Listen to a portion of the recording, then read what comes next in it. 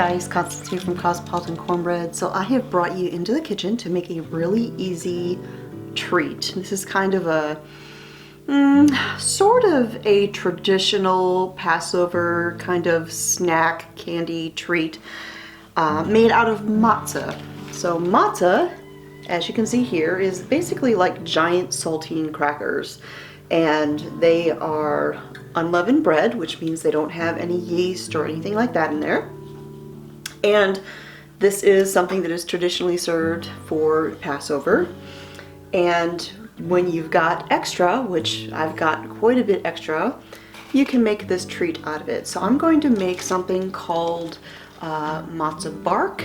It's also sometimes called matzo candy or matzo crack because you just can't stop eating it.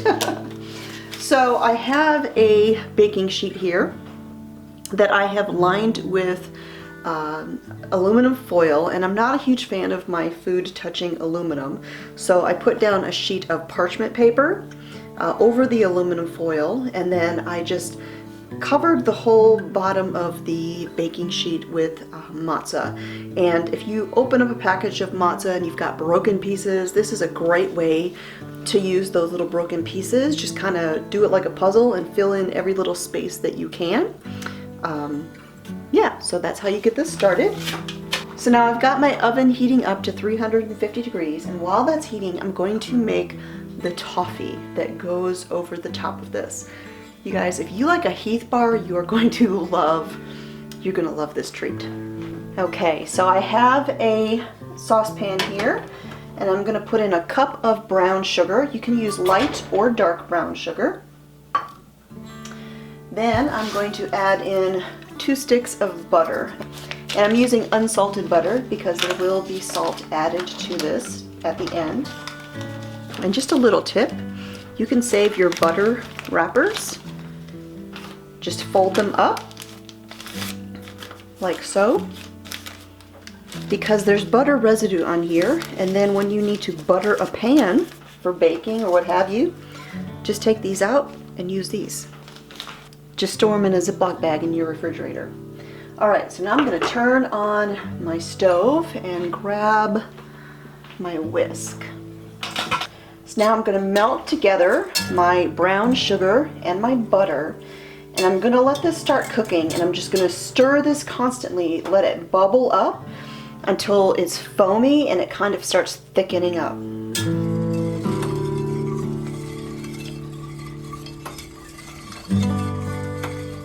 Alright, my mixture is boiling really well now, so I'm just going to keep on stirring this with my whisk until it begins to thicken up. It'll take just a few minutes.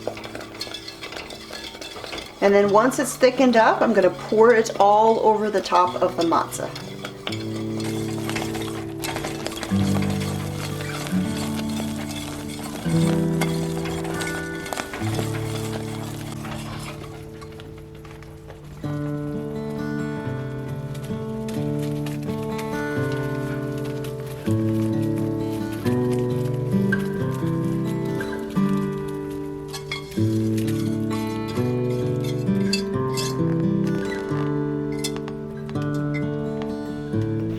Now I'm just taking my offset spatula here and I'm spreading this all over the top. And you want to do this kind of quickly because it's going to thicken up as it cools, and so you want to do it before it thickens up.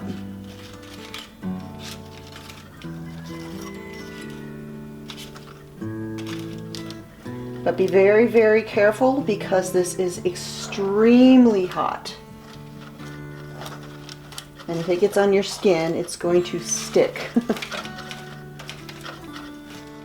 So now this is going to go into the oven, and it's going to bake for about 10 minutes.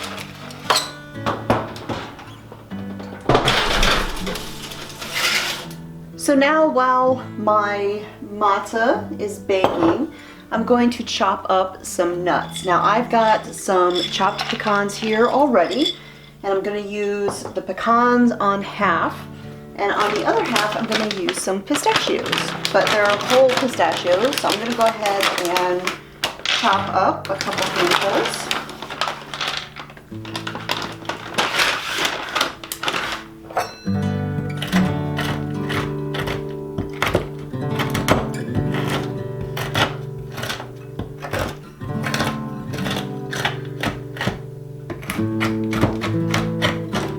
So now when the matzo comes out of the oven, it's gonna be super, super hot. And I'm gonna go ahead and I'm gonna sprinkle a bag of chocolate chips over the top. And you can use semi-sweet, you can use milk chocolate. I am using dark chocolate because I'm pretty partial to dark chocolate, whatever kind you like. These are gonna get sprinkled all over the top as soon as it comes out in the oven, and the heat from the matzo is gonna start melting the chocolate chips. You'll let it sit for about 3 minutes or so, and then you'll take an offset spatula and just spread the chocolate all over the top.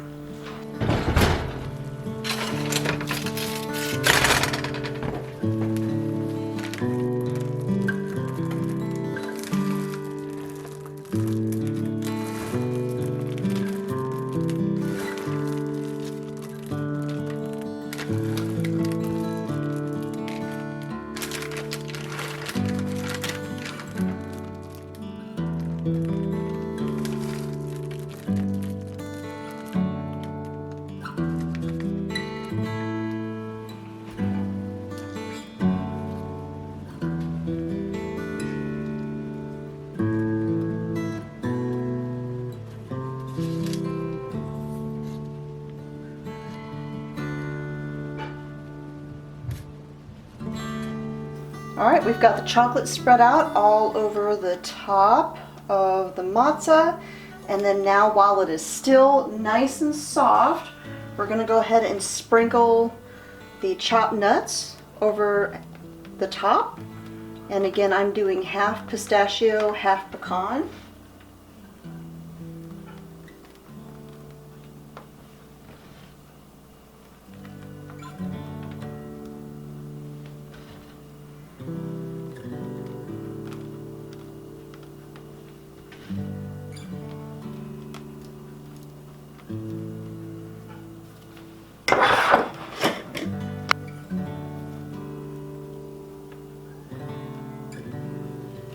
And I'm going to leave kind of a defined line there so I can see the two halves easily.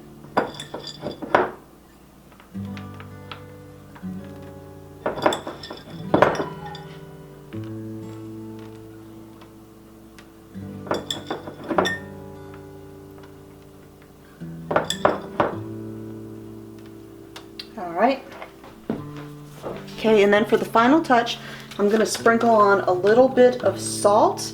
This is a very fine flaked pink Himalayan sea salt, and I'm just going to put a tiny little bit all over the top.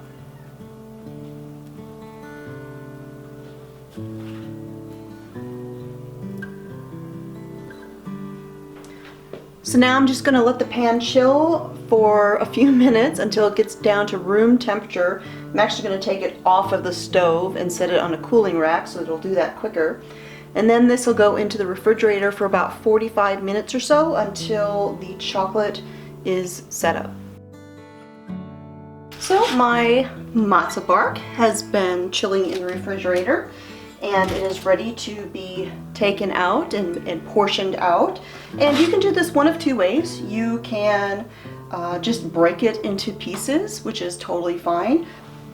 Or you can cut it into pieces. Now, as you saw, I did use some little broken pieces along the edges. So of course those aren't going to be cut in perfect little squares, and that's fine.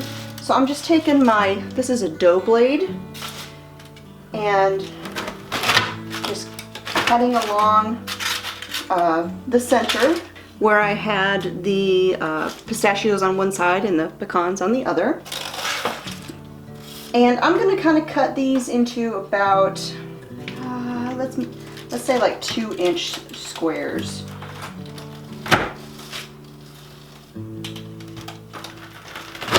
And it will probably break as you are cutting it because it is kind of brittle. And that's totally fine.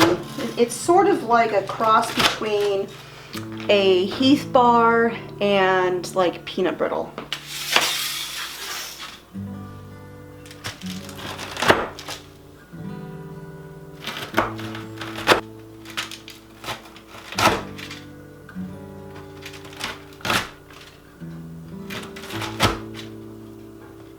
now I'm just going to take these and put them in a storage container, and I'm going to store this in the refrigerator so that it stays nice and cool. You can leave it out on the counter as long as your kitchen or the room isn't too warm, because you don't want your chocolate to get too soft.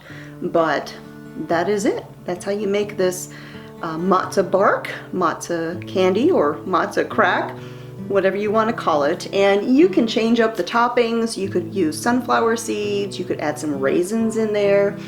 Just get creative with it. So that's it for today. I will put a printable version of this recipe on my website, cosmopolitancornbread.com, and I will put a link to it down below if you're watching this on YouTube. So thanks for joining me here in the Homestead Kitchen. I will talk to y'all next time.